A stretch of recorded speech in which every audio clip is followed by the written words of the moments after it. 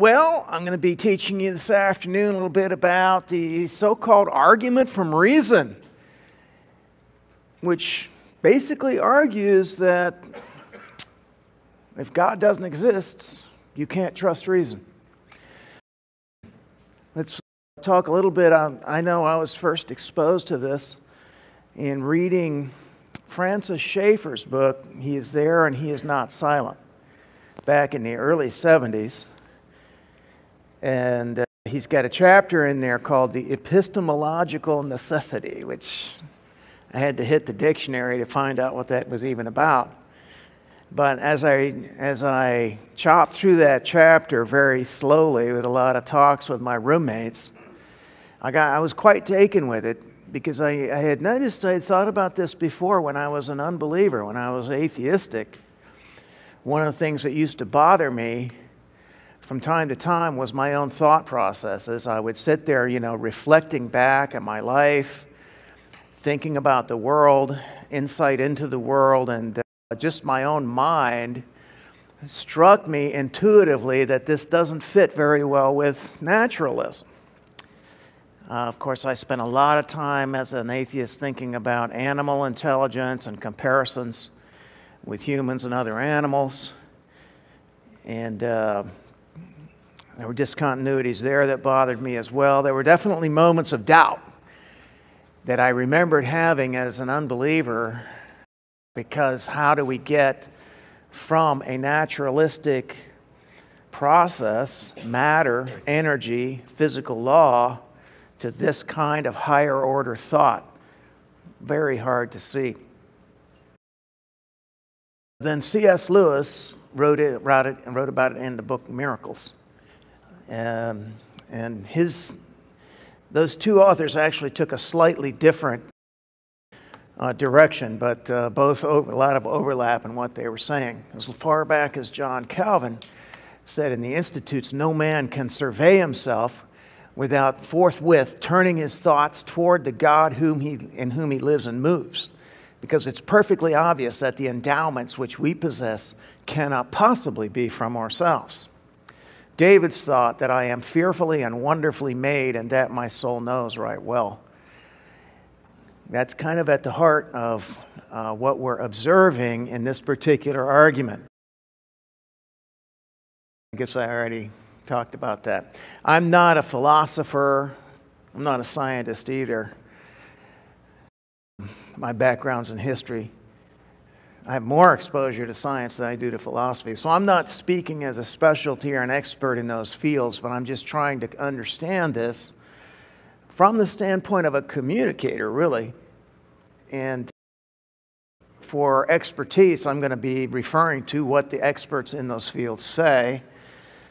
And I planned for an hour and a half workshop, and now they say it's only an hour and 15. So we're going to turn up the speed knob a little bit, see if we can get through this. I would also recommend you get up close enough that you can read along this. I'm going to do a lot of reading today. First off, we're not suggesting that people are necessarily reasonable or rational beings most of the time or always. The real question that we're asking ourselves is, how can we ever be rational? And if we are rational, how can we be confident that our rationality leads to truthful conclusions? If we have no basis, if we cannot account for how rational inference would work, then that means that any system we argue using reason is internally incoherent and self-contradictory. We're using reason to establish a position even though we cannot account for why reason should be reliable. I'll talk a little bit about some of the sources I'm going to be referring to. I mentioned C.S. Lewis's Miracles and Schaeffer's He is There and He's Not Silent. He also, Schaeffer's argument's a little different. He focuses on when you reason out from self, that there's nothing to ground your insight and everything becomes relativized to self, which is a slightly different point, but it's also very true. J.P. Moreland has a good chapter in his book, Scaling the Secular City. It's called The Argument from Mind.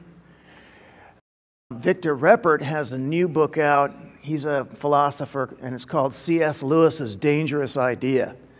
It's a defense of this argument, the argument from reason. Pretty good book. Doug Gruteis has a new tome out on apologetics, and his chapter on, he has a chapter on cognition and the argument from mind in that's pretty good. I'll be quoting from that today.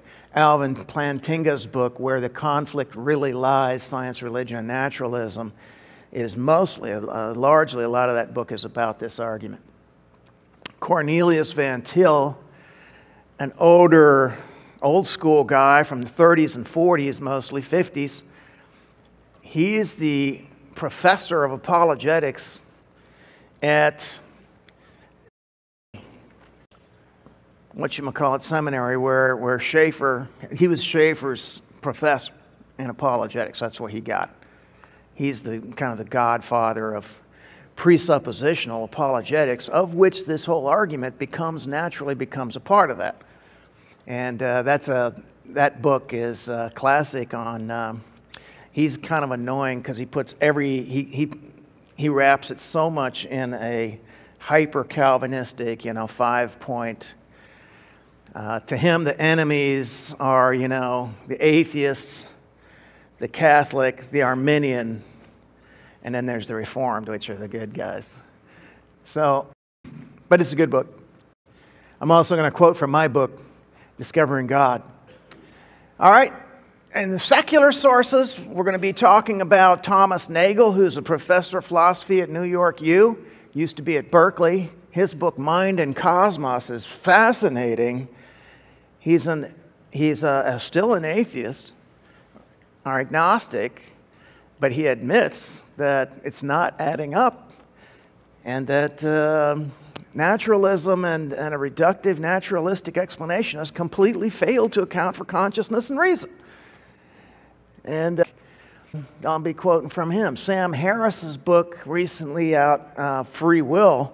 Here's a hard-line physicalist who does not believe in free will, thinks it's completely imaginary. Michael Gazzaniga doesn't believe in it either. He's a mind science guy from Princeton, I think, who's in charge, free will and the science of the brain, and tries to account for how we can explain higher order thought, even though there's no such thing as free will or consciousness, that they're imaginary. That's a piece of work. This Derek Penn source is from the scholarly journal on brain science and has to do with the difference between animal and human intelligence. Kristen Andrews' article, Animal Cognition, is in the Stanford Encyclopedia of Psychology, which you can get online free. Stephen Anderson's book, Dr. Doolittle's Delusion, is about animal acquisition of language and the ape studies and all the things that have been used to try to bridge and show the similarity between humans and other animals. And he examines them in excruciating detail and dismisses them. David Berlinski is also an agnostic.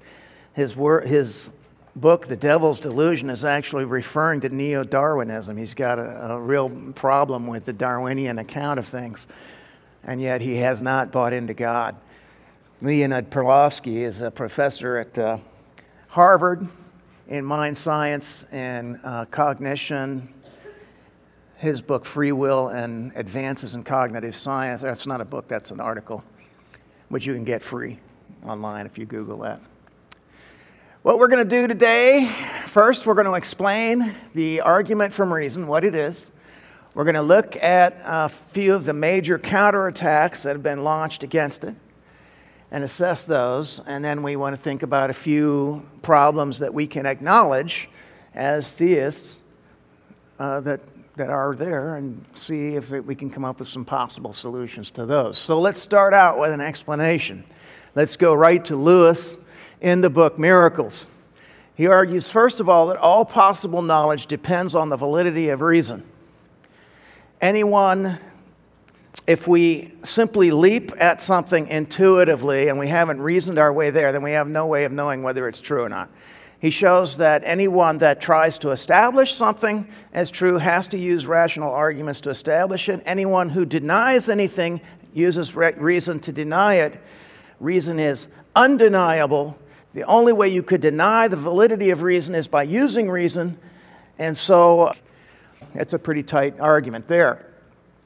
Then he points out that under materialism, belief as a psychological event must be caused. So I come to believe something in my brain, and now I have a new belief.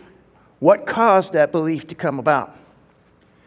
Under materialism, it must in fact be simply one link in a causal chain which stretches back to the beginning and forward to the end of time. How could such a trifle as lack of logical grounds prevent the beliefs occurring, or how could the existence of grounds promote it? In the brain, we have, again, molecules, we have energy, and we have thermodynamics, we have valence, we have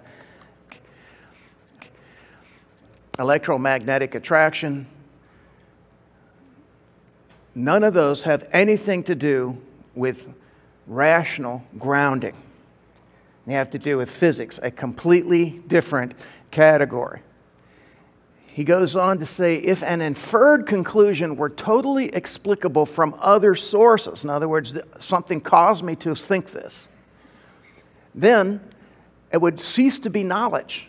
Just as, to use the sensory parallel, the ringing in my ears ceases to be what we mean by hearing if it can be fully explained from causes other than the outer world. If it isn't sound coming into my ears, but my ears are ringing for some other reason, then it's not really hearing. Well, I think you can see what he's talking about is if there's a cause and effect matrix, a causal matrix that's causing everything, then that's the materialistic view of life. It's all matter being affected by physics. Everything's being cause and effect. Our thoughts are included in that. And therefore, we don't really know whether they're telling us the truth. He says, but this, as it seems to me, is exactly what naturalism is bound to do. It offers what professes to be a full account of our mental behavior, but this account on inspection leaves no room for the acts of knowing or insight on which the whole value of our thinking as a means to truth depends. What does it mean to know something? Yeah, what does it mean to have insight under materialism? How does one piece of matter know another piece of matter? It's a real sore spot for naturalistic thinking. If the value of our reasoning is in doubt, you cannot try to establish it by reasoning. If by treating it as a mere phenomenon you put yourself outside of it, then there's no way except by begging the question you get back inside again. And so he's basically talking about the double talk of, on the one hand, explaining away cognition and reason as merely, sparking molecules, but on the other hand, using reason and cognition to prove a point, such as naturalism. And so it's begging the question because you're assuming the very thing you just denied. The theist, on the other hand, that's us. Theism is the worldview underlying the Bible. Denies that reason came by a process of selection which can select only the biologically useful. For theists, reason, the reason of God, is older than nature. And from it, the orderliness of nature, which alone enables us to know her, is derived. So this is a big difference between our worldview and naturalistic worldview. Naturalism has to show how reason developed in a natural selection scenario. And out of chaos and non-reason comes reason and order. a very high bar to clear. The theist, on the other hand, as he says, sees that reason is older than nature, was here before nature, that in fact the universe is inherently rational because it was created by a rational being. And therefore, rationality works in exploring that rational cosmos. This is what Craig was arguing last night. Why do numbers happen to correlate with the universe? That works out kind of nice. We can describe the universe numerically. The orderliness of nature which enables us to know her. So I need order and ability to use my own mind to reflect on nature. I also need order out there, or why would I think that rational thinking would guide me into truth about a world that's utter chaos and without any order? I'm going to use an example from Discovering God here. Outside of our minds, rational analysis of our world only makes sense if we assume the world itself makes rational sense in the first place. How are we trying to make sense of something that makes no sense? There has to be an assumption that we can discover a sense that's already out there. Here is a reflection on it by Albert Einstein. He said, this was in a journal article he wrote in the 30s. He says, the liberty of choice in applying new ideas in science. He's talking about kind of the philosophy of how science works in this article. And he says, the liberty of choice in applying new ideas, however, is of a special kind. It's not in any way similar to the liberty of a writer of fiction. Rather, it's similar to that of a man engaged in solving a well-designed word puzzle. He may, it's true, propose any word as a solution, but there's only one word which really solves the puzzle in all its forms. It is an outcome of faith that nature, as she is perceptible to our five senses, takes the character of such a well-formulated puzzle. And he says, of course, the successes reaped up to now by science do, it is true, give us certain encouragement for this faith.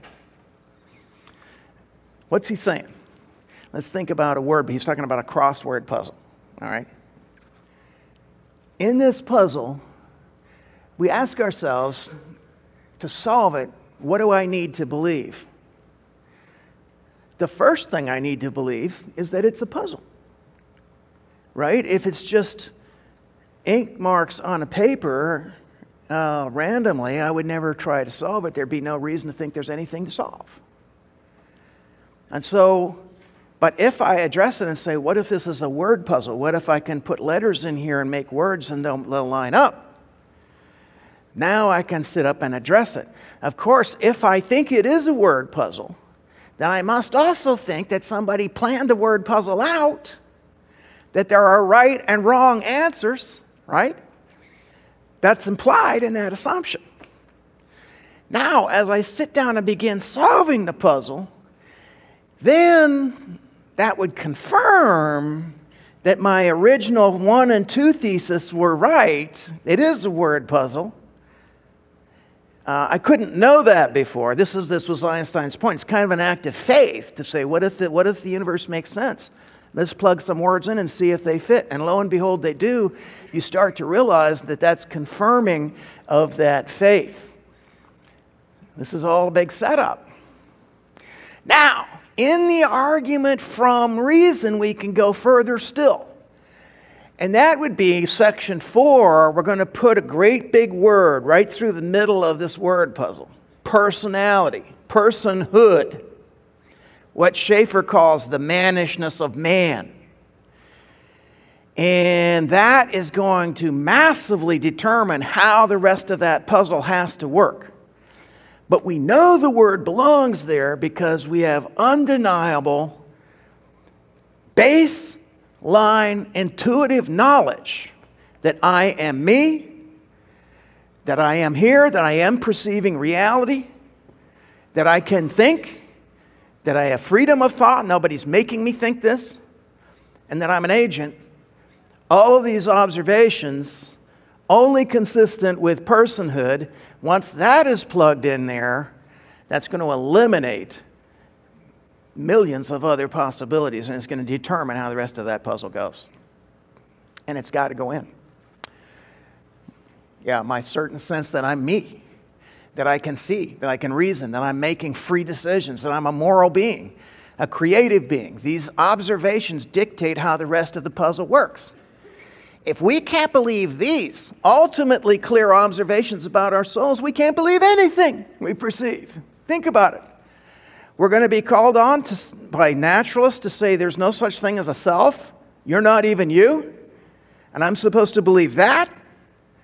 That would take overwhelming evidence to establish that, because apparently if I'm even mistaken that I'm me and I'm here, then I'm mistaken about everything. How can I trust any of my conclusions or any of my observations at that point? Okay, back to Lewis. So this is what he's talking about, that there has to be an orderliness. Nature has to be set up in an orderly way, or else there's no reason to think that reason would unlock any part of it. He says also, for the theist, the human mind in the act of knowing is illuminated by the divine reason. It is set free in the measure required from the nexus of non-rational causation.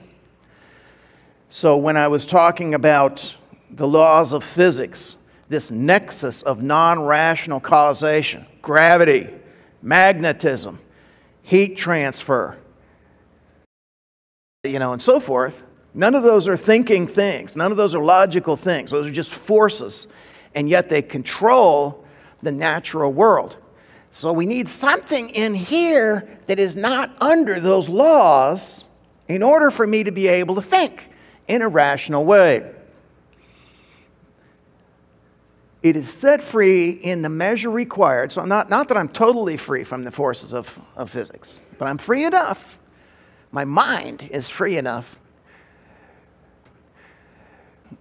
Free from this to be determined by the truth known, by what I know and what I come to believe is truth, instead of what physics is making me think. And the preliminary process within nature which led up to this liberation, if there were any, were designed to do so. That's another part of we do think that the situation's been set up, including our brains, but that's also been designed by God so that we're able to think. Here's what Doug Groothuis is how he pronounces it, says in his book. He says, in a world where, if the world were made only of material things, arranged in various causal patterns, then our thoughts would not be exempt from that causal matrix. See, how can we argue that I'm thinking about what's really true if my thoughts are just as determined as everything else in the world?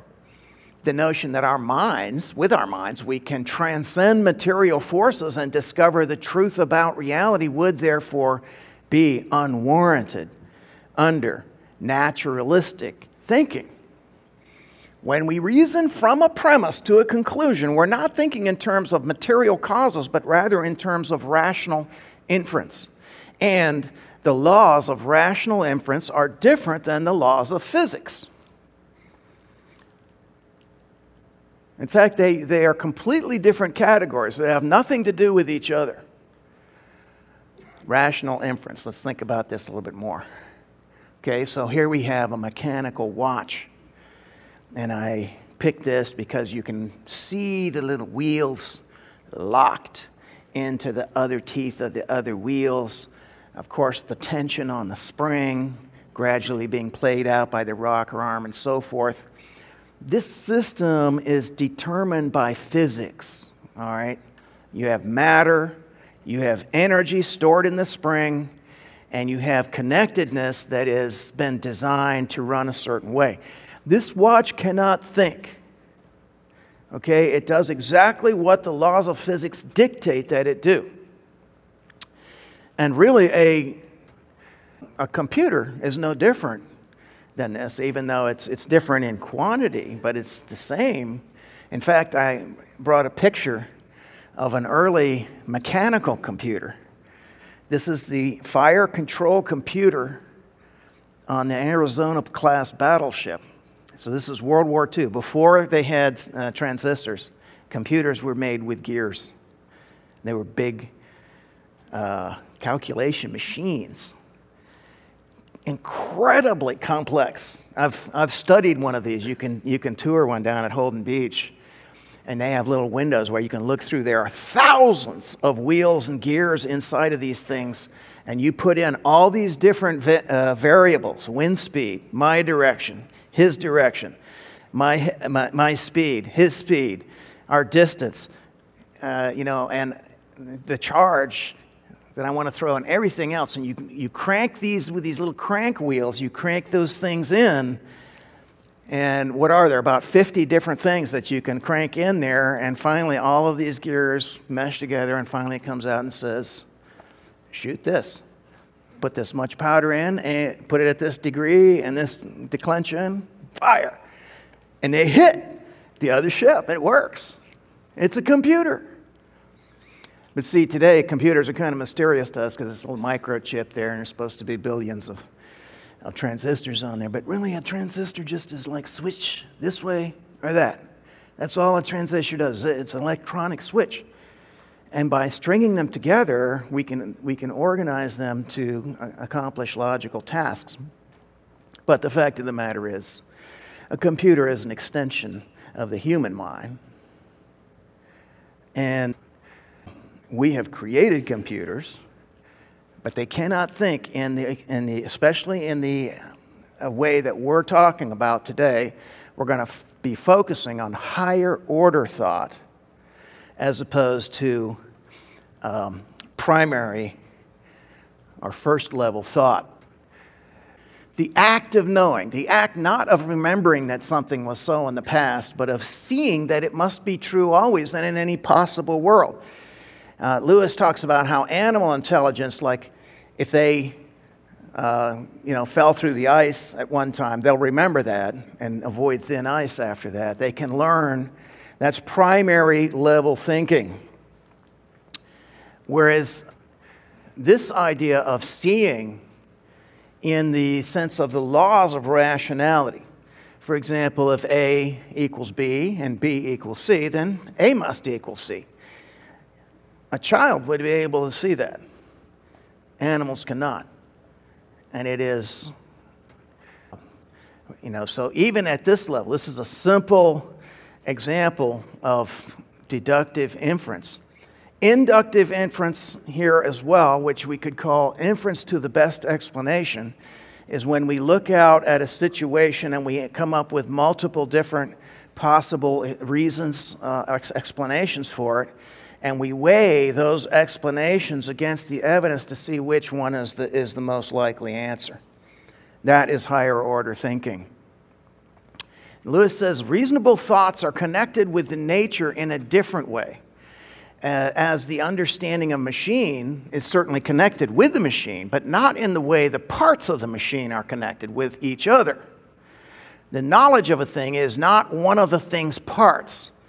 In this sense, something beyond nature operates whenever we reason. It's really the mind-body duality, dualism. What we're saying here is that, yes, I have a body with a brain that works in a certain way, but there must be something else. If I think reason's valid, that implies that there's also a mind that governs the material. He also says reason can be guided, like one man's reason can be led to see things by the aid of another man's reason.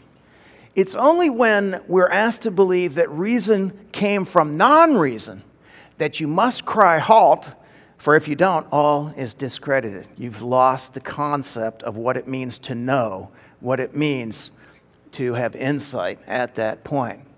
You're back to this, saying that my mind is like this watch and it gave me knowledge. Those thoughts are incompatible, absolutely incompatible. Moreland, J.P. Moreland, in Scaling the Secular City, gives 5 things that need to be true before we can be rational agents. First, minds must have intentionality, intent. What does it mean to intend something? Not to be compelled by nature to do something, but to decide that I want to do this. Capable of having thoughts about or of the world. So it's not that I'm part of that gear mesh and I'm one of the wheels in there, but rather that I'm standing back and looking at the picture as a whole, at nature, the world, and having thoughts about it. Secondly, reasons, propositions, thoughts, laws of logic, and evidence and truth must exist. I'm not sure I follow that one. I'm not sure that's even true. 3, one must be able to see or have rational insight into the flow of the argument and be influenced by this act of perception informing our beliefs. Yeah, that's exactly what reasoning is. We send the jury into the back room and then say, start your deliberations. They're going to deliberate. What does that mean? It means they're going to examine this case that's been put, the evidence, they're going to weigh it, they're going to debate it, and they're going to come to a conclusion. To think that they're going to do that and that they're able to do that implies that they have a position outside of the subject where they can analyze and weigh that evidence. It definitely implies this rational insight that they have. 4th, we need a stable self to do the reasoning. Who is deciding these conclusions? If I'm thinking about something and reaching a conclusion, who's thinking? What is thinking? If I'm a part, there has to be a self that can add up my thoughts from yesterday to my thoughts today, that can accumulate knowledge and insight, and it's me. Even though my body maybe has completely changed out all of its molecules from what I used to be 40 years ago, I'm a completely different material entity, but it's still me. I remember everything that happened back then. It was me then, it's still me today. That's necessary in order to be able to reach rational conclusions. The 5th one, he says, is that you have to have an agent view of the self, where I am a self and I can do stuff. Under that, he says I have to be able to deliberate, to reflect about what I'm going to do. I have to have free will. Oh yeah, free will is necessary in order to trust reason. And it's illuminating to see that most mind scientists do not believe in free will. Now think about that. If naturalists do not believe in free will, how can they say then that I'm freely arriving at valid, rational conclusions? Since I'm not really reaching them through rational means, I am compelled to reach whatever outcome I reach. He's right. Free will is necessary. I have to be the origin of my acts. I'm not being made to do this. I'm deciding to do it. Free will, he says, is incompatible with physical determinism. The belief that everything is a cause and effect chain of matter and energy, physical law. You cannot get free will out of that, period. If you're going to bring in a free will concept, you just left naturalism at that point. Even though they do it, some of them. I'm going to quote from a couple of guys who are like naturalists, but they're like, yeah, but we believe in free will. For a belief to be rational, when I must be able to deliberate about whether or not I accept it, and I have to be free to choose it, and I must enter into the process as a genuine agent and not as a marionette. Gazzaniga and what's his name? Sam Smith's books both have guys with marionette strings going to their brain. That's their view. So that's not reason at that point. Here's Leonid Pavlovsky, the professor from Harvard, Mind Science. He says, most contemporary philosophers and scientists do not believe that free will exists. The reconciliation of scientific causality and free will remains an unsolved problem. And it will remain unsolved forever because those are logically incompatible. They're contradictory concepts. He says, let me repeat the fact that most scientists do not believe in free will. Pavlovsky does. He himself is an atheist. He says, materialistic monism is the only way to go. And yet he says, we don't know how we can have free will and scientific causality. But then he says, but we do have free will. We have to. And he sees how it will dismantle society. It will dismantle morality. We couldn't hold anyone responsible for anything. The whole legal system would have to be done away. And that it would dismantle our ability to think rationally. He sees all those things. So, as a result, he says free will definitely exists. We just don't know how it can, and we're working on it.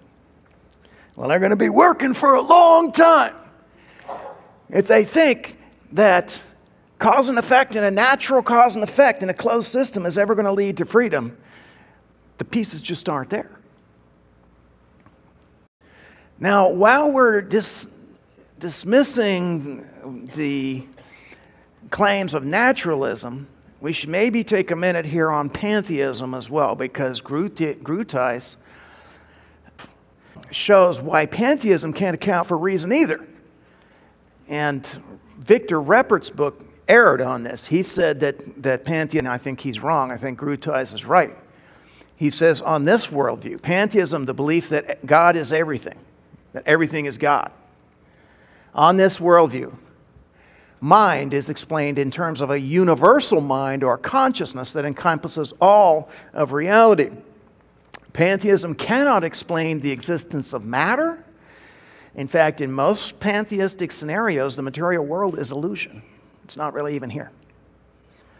And pantheists cannot explain our finite consciousness, since it claims that only one infinite consciousness exists. The saying, Atman is Brahman, means the individual is the all. The belief that you're an individual, separate being is false. That is unenlightened thinking. And when we get to moksha, when we get to nirvana, the drop of water enters the ocean and becomes once again the all. And everything before that, thinking that you're a separate consciousness, is delusion. They also explicitly reject reason as a guide to truth. In Eastern religion, you have to transcend rational categories in order to apprehend God. And so, as Groothuis puts it, in pantheism, if pantheism is true, we cannot trust our rational faculties because A, they're not designed to know the world. B, there is no finite material world to know. It's not even there. And C, reason is not the organ to discern truth. So, I mean, he's completely right. So, naturalism, no basis for rationality. Pantheism, no basis for rationality. And so, what does that leave us with? Materialism, pantheism, theological dualism, the belief that there's an equal and opposite good and evil deity. Theism, that's us, belief in an infinite personal God, or deism, the belief that a creator God exists, but history is gone, he's not around, doesn't care, doesn't speak. The silent God. Well, we've seen that materialism can't account for rationality. Pantheism can't account for it either. Maybe any one of the last three could, although hardly anyone is a theological dualist these days. This worldview has basically disappeared from the earth. And deism is pretty rare too, because both of them have a lot of internal problems that we don't have time to get into. Anyway, that's about all I'm going to say as far as I hope you're tracking with me enough to see the trend of this argument and what it is. Now, what does the non-Christian world throw back against this charge? Basically, our counterattacks come in a few basic areas. Reductionism is the idea that by analyzing something and breaking it down to its pieces, to the most minute pieces, and then reassembling it again, you gain understanding of it. And so in the case of reductionism applied to this area, the reductionist naturalists try to reduce thinking and rational thought down to its pieces and parts, and show that when we understand the pieces and parts, then we have explained how thought works, how rational thought works. We also have a counterattack from double talk, gobbledygook. Talk about that in a minute. Animal intelligence is another area that's thrown up, and quantum physics. So we're going to go through each of these real quick. On reductionism. I was arguing with an atheist about consciousness a few months back. And he said, yeah, well, you know, we basically understand most of the brain's operation and how neurons work and how the synapse of the neurons work. So we basically are there we're getting there on understanding the brain. And, you know, my reply is, well, we understand even more about how my car works. We can explain every piece on that car. The question is, who's driving it? It's not that I can show how a brake works. I mean, that's not explaining anything. Or think of this illustration. So we get some chemists, and they come and study, you know, paper with ink on it. We do the chemistry of ink. We do the chemistry of the paper. We show how the fibers in the paper reflect light, and it's been bleached. We can show that ink absorbs light. And we can see that the resins in it make it adhere onto the paper and so forth. And so we've got it broken down. We've basically explained pretty much everything there is to know about ink and paper. And so then, here we have now explained this Shakespeare play, how it came to be. Because we've explained how ink works and how paper works, and that's what it is. It's ink and paper. Okay. No, you have not explained anything, really. We're not interested in the first place in why ink doesn't absorb or absorbs light. And in fact, you haven't even come one step closer to explaining it. What you've done is completely missed the point. What is it we need to explain? Not how light is working on the text of the play. It's the genius of the play, it's the story, it's the content, and the creativity that went into that, which has nothing to do with ink or paper. And so I think this is actually a pretty good picture of what physical reductionism does, materialistic reductionism does with the human mind. Yes. That's fine. Yes, we can explain how chemicals behave at the nerve synapse, but is that telling us anything about even what a thought is? Let alone an insight, let alone my ability to reach rational inference when it comes to the world. Nagel, Thomas Nagel, a non-believer, professor of philosophy, in his article, What is it like to be a bat? Says any reductionist program has to be based on an analysis of what is to be reduced. If the analysis leaves something out, then the problem's going to be falsely posed. That's basically what that paper and ink, you know, illustration does. Yeah, they explained paper and ink and stuff, but they left out, wait, it's the creative writing of the story and of the play, which have nothing to do with those categories. So, of course, you're going to get a superficial answer at that point. Grutai says a rock is not loving. A bed is not hateful. Mental states and physical states differ in kind, not in degree. Thus, they cannot be identical. Given this very simple principle of identity, whatever differs in kind cannot be identical. True. Inescapable. So here we are studying brain activity, which is one kind of thing, when we're supposed to be thinking about mental states, which is a different kind of thing. He goes on to point out there is no graduated spectrum of states between the mental and the physical. They're just two different dimensions. They don't intersect. You can't go halfway mental and half physical. One is one category, one is the other category. So this is a category mistake to think that analyzing how the human brain works tells us that we now understand mental states. Moreland says sentences may be made of black ink. They may be on a page. They may be 4 inches long.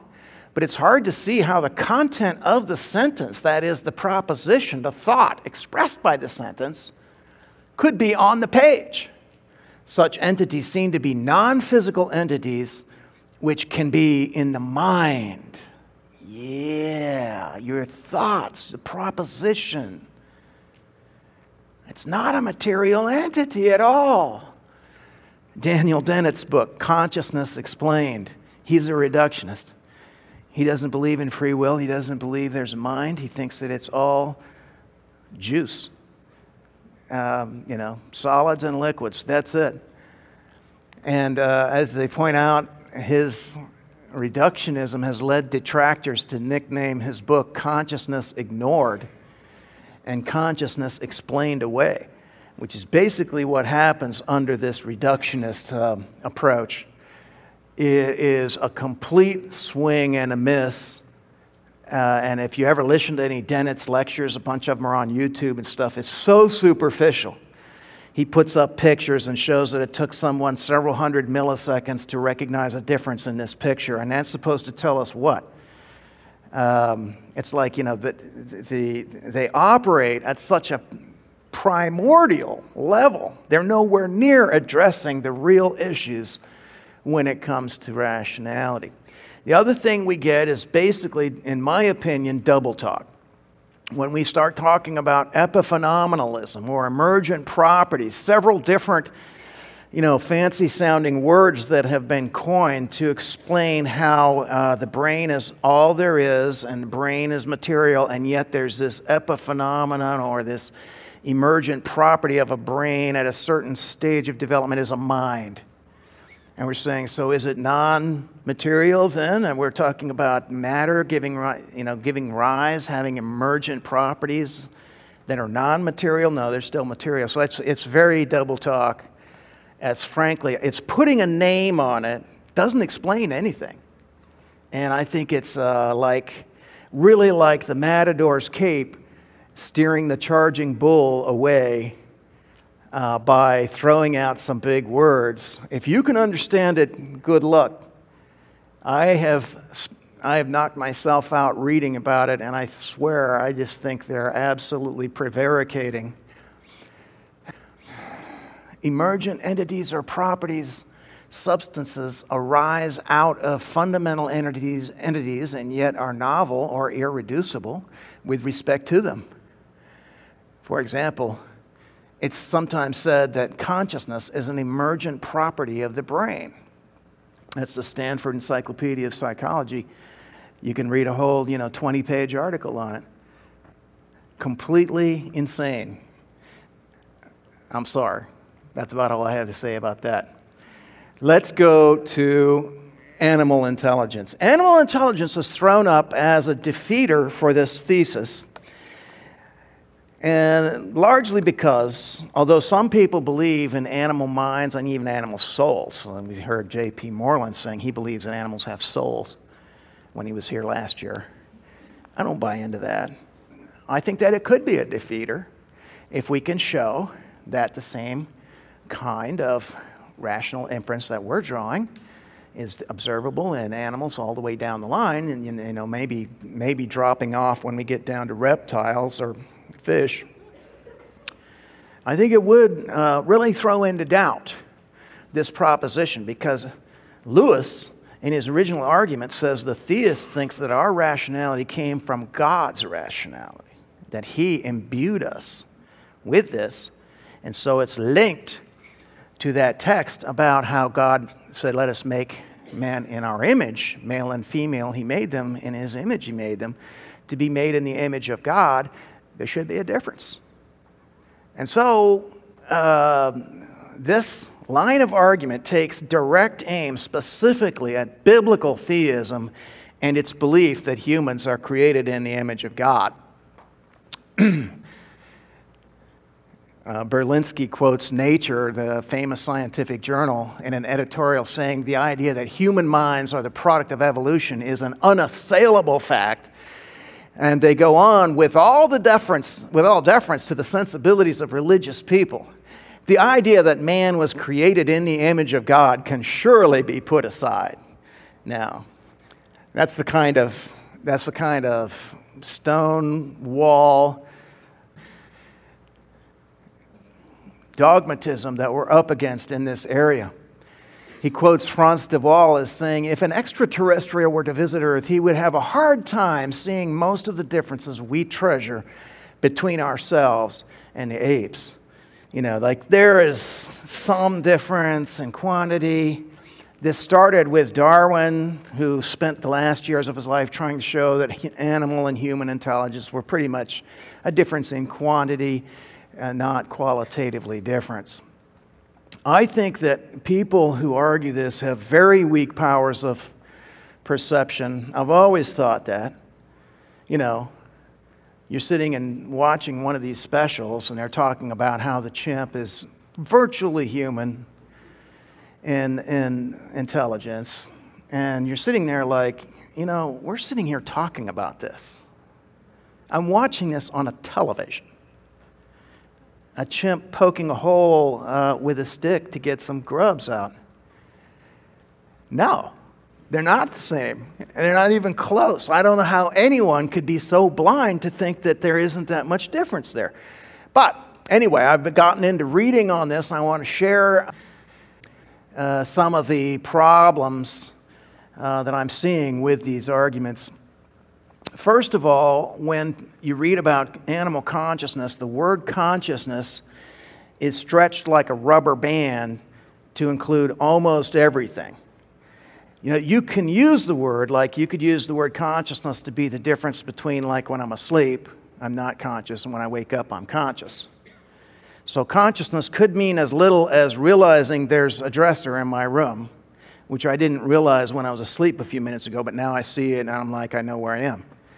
Okay, so if we think of consciousness in that level, that's not really what we're talking about here. Perception, simple awareness of our surroundings, reactions to things. We are focused in this talk, we're talking about higher order thought and higher order consciousness. Let's imagine here we have a single cell organism on the left, humans on the right. We can fill in a few species. Of course, there would be many thousands more. But some different levels that are roughly probably ascending in order of complexity. So if we come with this idea of simple perception or awareness of my surroundings, that's going to go almost down to the single cell level. I mean, protozoans can sense their surroundings with their cilia, and that's how they feed. Planaria can move toward light and retreat. That's not what we're interested in here. There's also hardwired intention, where the deer sees the lion and runs.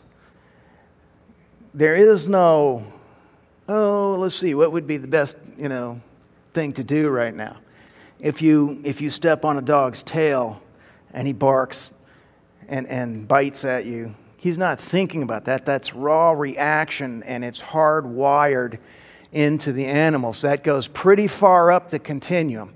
Adaptive intention, where you analyze the situation and try different things, find the most adaptive thing, is really only found among pretty high in the animal order, mammals mainly, and perhaps, yes, some of the smartest are birds, scrub jays, rooks, crows. Simple pattern recognition. The lion notices that the deer always seem to go to the river down this pathway. The next day, he's out by the pathway waiting for her. He recognized there's a pattern here. Yeah, we see this. It's basically mammals and some high-order birds. Some of the birds are very smart. Group hunting. Not just that we hunt in a group, but that we use group hunting tactics. So fish might hunt in a school, but I'm talking about group hunting where the lions split up, we'll go wait for them while you chase them into us, that kind of thing. Pretty far up higher level mammals mostly, and a couple of birds. Yeah, Harris hawks hunt as family groups. Emotions, clearly evident down, but I would say a lot of mammals probably. You know, you see that your dog is happy when you get home from vacation. Emotions is not what we're looking at here.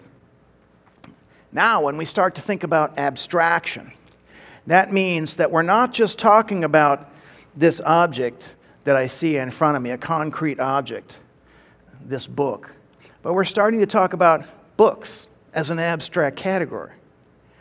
All different types of books, and we understand that abstract collection of things, that's human only. No animal can do that. When we talk about recognizing truth, that is human. When we talk about second-order thinking about my thoughts, reflecting on this pattern of thinking I've been undergoing, that is human only. When we talk about self-awareness, that I know who I am, and relative to other selves as well, that is human. And so it is this part here that we're calling higher order thought or higher order consciousness. That's what we're interested in. Of course, we can put in rationality, morality, spirituality, artistic creativity, syntax and language, and dozens of other things also exclusively fit in that circle. And this is what we're referring to when we talk about, so to say that animals have a soul just like me because they're aware of their surroundings. What is that real? Again, it's a category error. The literature reveals constant efforts to lower the definition of mind to where it will include animal minds. Kristen Andrews writes, though philosophers and psychologists seem to generally accept that other species have minds, there's widespread disagreement about what that means. For some, it merely means that some species can feel pain and so are conscious beings, or that some species are rational agents who have reasons for an action. So again, definitions, very important in understanding the distinctions here. What do we mean? It's better to adopt something like higher order thought to distinguish ourselves from simply the thought that, ow, that burned, I'm not going to touch it again, which obviously at that level of lower primordial thought. Anthropomorphism, though, is when researchers read humanness into animals with their imagination. This is the article I referred to, Derek Penn, Keith Holyoke, Daniel Pavolini. I'll just call it Penn et al. These are researchers in writing in behavioral and brain sciences. Darwin's mistake, explaining the discontinuity between human and non-human minds. They say, and these guys, by the way, are all naturalists. None of them are theists. They're just strictly looking at it from a scientific point of view. They say Darwin downplayed the differences between animals and humans as one of degree and not of kind. Pepperberg says for over 35 years, researchers have been demonstrating through tests, both in the field and in the laboratory, that the capacities for non-humans animals to solve complex problems form a continuum with those of humans. It's just pretty much a gradual upward slide. These guys think all of this is flat wrong, no evidence behind it. They say the functional discontinuity between humans and non-human minds pervades nearly every domain of cognition, thought, and runs much deeper than even the spectacular scaffolding provided by language or culture alone can explain. Only humans form general categories based on structural rather than perceptual criteria. Animals can sort blocks into the green ones and the red ones, but it has to be perceptual. It has to be something concrete right in front of them. Humans can also separate things by structural, functional bases that don't look the same at all. Only humans find analogies between perceptually disparate relations. I'll explain some of this more later. Only humans draw inferences based on the hierarchical or logical relation between relations. Thinking about thoughts relative to other thoughts, concepts relative to other concepts. Only humans cognize the abstract functional role played by constituents in a relation as distinct from the constituents' perceptual characteristics. Only humans postulate relations involving unobservable causes. So humans can see something happen and estimate that there must be a cause that's not visible here. Animals are incapable, for example, mental states, hypothetical physical forces. Gravity, the discovery of gravity. That's a human thing. Animals would never discover something like that because it's not visible. They argue there is not simply a consistent absence of evidence for any of these high-order relational operations in non-human animals. There is compelling evidence of absence. If you know the saying that absence of evidence is not evidence of absence, yeah, that could be an argument from silence, but they're saying, no, it's not that. It's both. They say that their colleagues already previously proposed that humans alone are able to reinterpret the world in terms of unobservable, hypothetical entities. Humans not only recognize when two physical stimuli are perceptually similar, the similar colored blocks, they can also recognize that two ideas, two mental states, two grammatical constructions, two causal logical relations are similar as well. Even preschool children understand that the relation between a bird and its nest is similar to the relation between a dog and a doghouse. Despite the fact that there's little surface or object similarity, they don't look alike. It's the concept that the bird lives in the nest, the dog lives in the house. And so a 3-year-old child can perceive that similarity, but no animal can be taught to do that. The propensity to evaluate the similarity between states of affairs based on causal, logical, and structural characteristics of the underlying relations rather than on their shared perceptual, visual features appears quite early and spontaneously in all normal humans, as early as 2 to 5 years of age. Yeah, I've actually been noticing this. I've got a grandchild named Max that's just over a year who recently learned the idea of clock. So in the last few weeks, he's been going around pointing at things, clock. He points to the grandfather clock. He points to a gold clock. He points to the watch, clock, clock, clock. He's showing already something that no animal is capable of. It's not that these things look alike, it's that he understands their clocks. My other grandchild, when he was between 1 and 2, came up with the concept of the gook. A gook is an object with buttons on it. That's usually technology. Either toys with buttons, a keyboard's a gook, phones, gooks, watch with a light button is a gook. And so, it was real funny to watch him identify all these things as gooks. The theory that he got that ability because of language doesn't seem to hold up because none of the rest of us knew what a gook was. We figured it out from him. But yeah, basically, and so we're talking about at 1 year old doing this. No, they're not similar.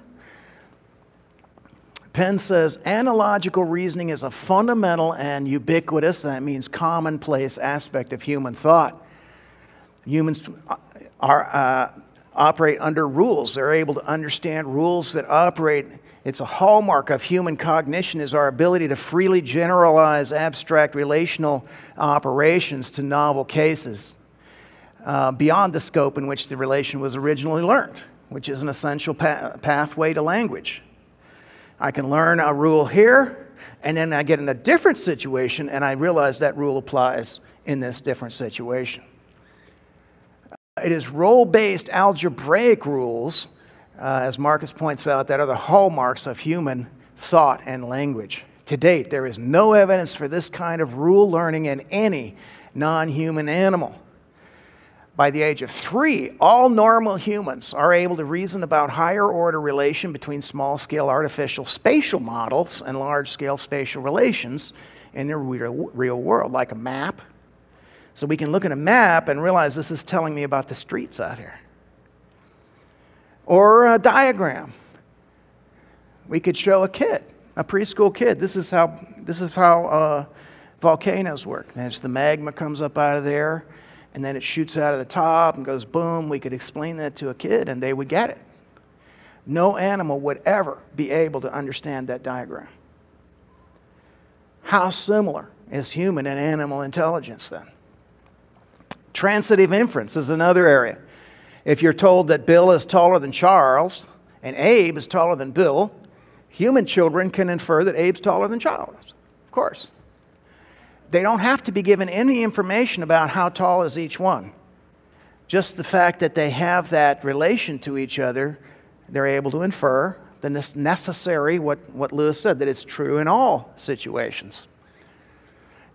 The available comparative evidence suggests that there is a critical and qualitative difference between the ways that humans and non-human animals reason about causal relations.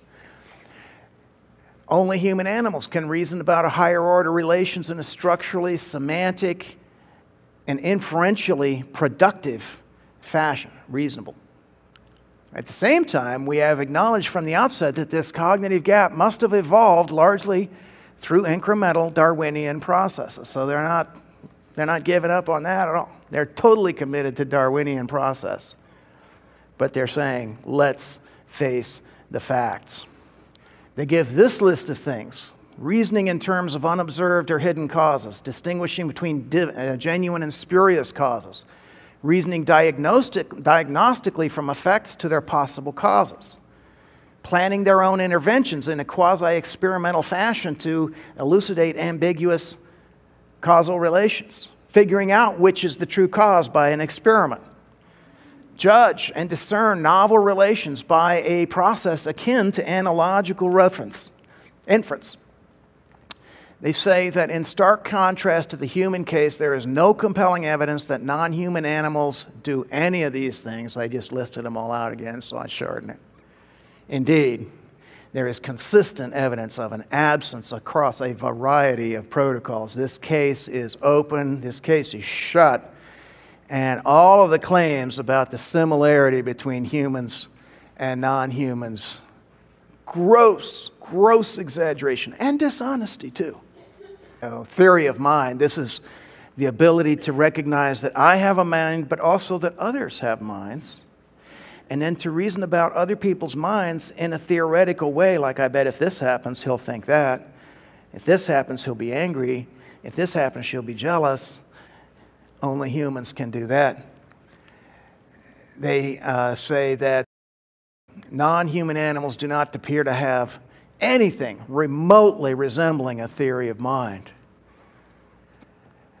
And they also dismissed a widespread argument that you'll hear if you read in this, which is that it's language that explains why humans, because we got language, that's what rewired our mind and made us able to think at these high orders. They don't buy that either. They argue that we don't think language alone is sufficient to account for the discontinuity between human and non-human animals. There's compelling evidence that the human mind is distinctively human, even in the absence of normal, natural language sentences. They give the example of late signing deaf children. So these are deaf children. They've never heard a sentence. And they're neglected, so they're not taught how to do sign language when they're young. Now they're up to, early teen years. They've never been taught to sign. And as they point out, they may not be normal. That it is a barrier to their learning because language is one of our big channels for gaining access to information. So these kids will be behind normal kids. But, as they point out, they nevertheless manifest grammatical, logical, and causal reasoning abilities far beyond those of any non-human subject. They're still essentially human.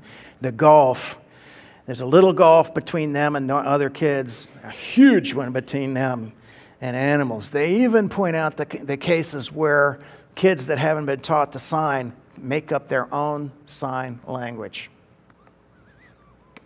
thus proving it's not because of the language that we have the intellect, it's the other way around.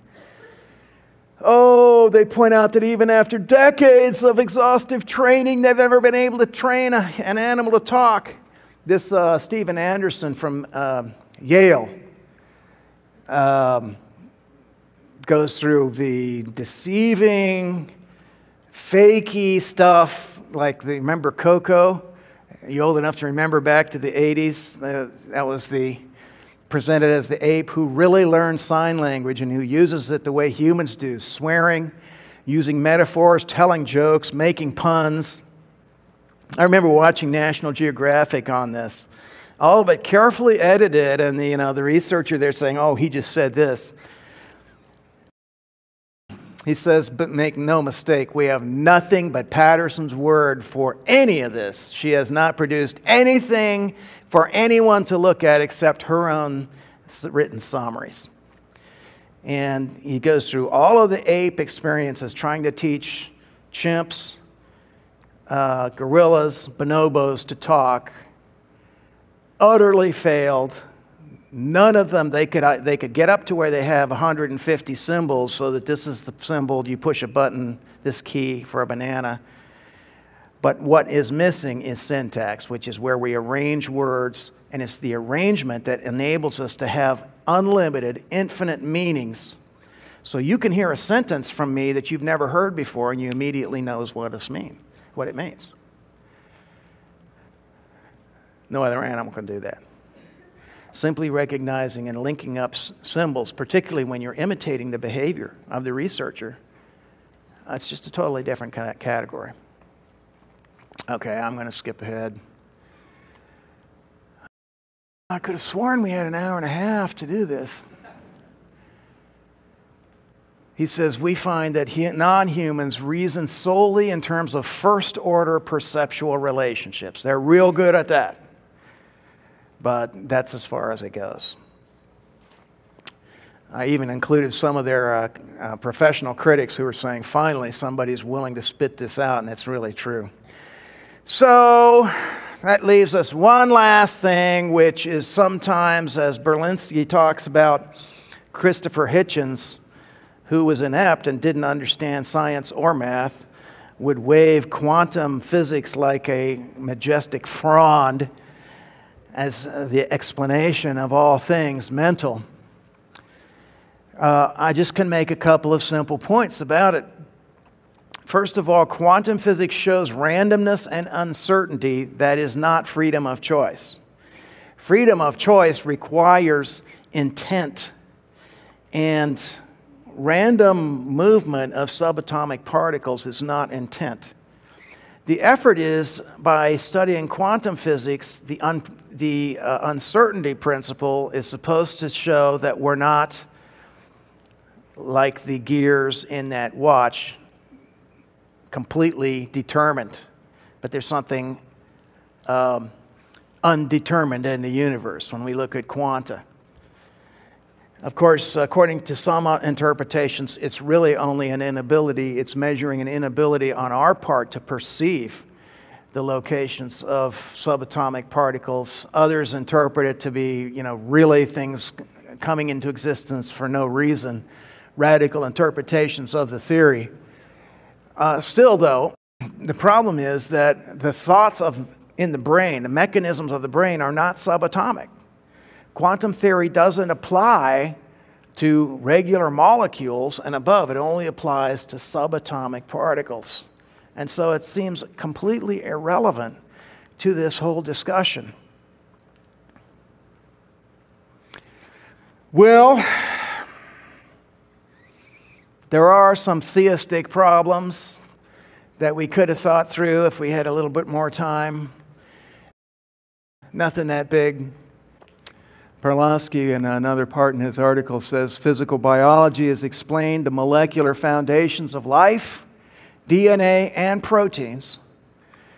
Cognitive science has explained many mental processes in terms of material processes in the brain. Yet, cognitive science is only approaching some of the foundations of perception and simplest actions. We have no idea of nearly 99% of our mind's functioning. And there is the truth. It's good to hear it from a naturalist, because the naturalistic claim that we're closing in on brain operation, we pretty much got it, is so false, it's just hard to exaggerate. And Pulaski is telling the truth. 99%, we have no idea. I'll part on this note. Inference to the best explanation is when, considering all things, you decide the best inference, the best explanation for this is it's a sandcastle created by human beings.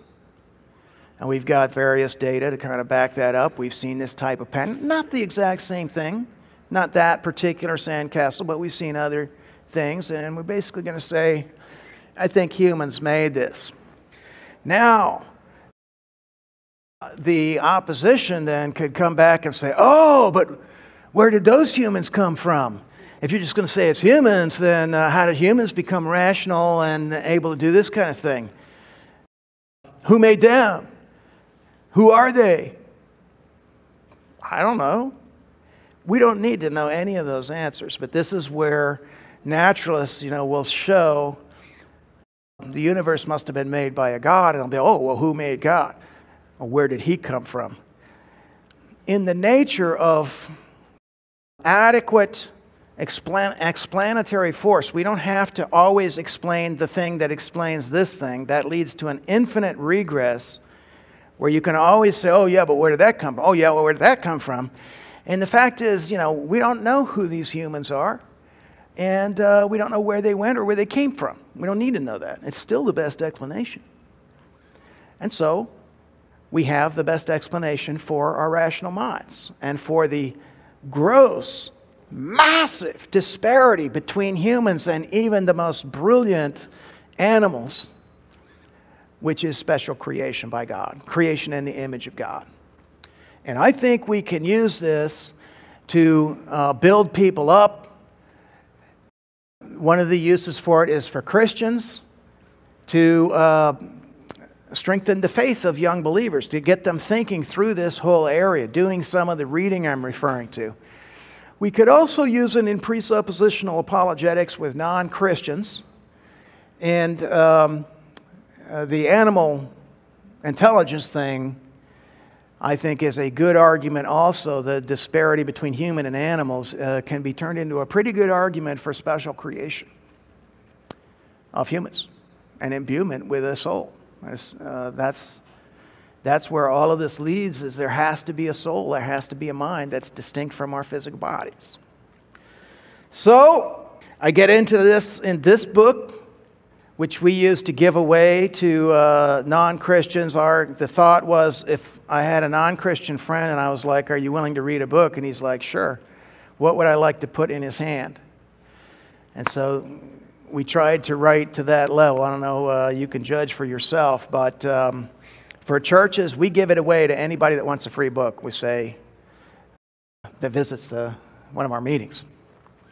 And if you're interested in the giveaway program, we make these available for $1.50, which is cheap enough to give away to people. And then you can bring up, so what did you think about the book? So if any of you are interested in that and can't afford one, I'll give you a copy if you want. I wish we could have gone another hour. So much stuff, very interesting. Let's turn to God and pray then. Lord, David is truly right that we are fearfully and wonderfully made. We know this in our hearts. We can clearly see that we are absolutely in a category all of our own, and we have no one to thank but you for that. God, make us people who can explain this and make this case to the rest of the world, and also just as we reflect on the awesomeness that you've built into us, that it would draw us closer to you, God, and strengthen our faith.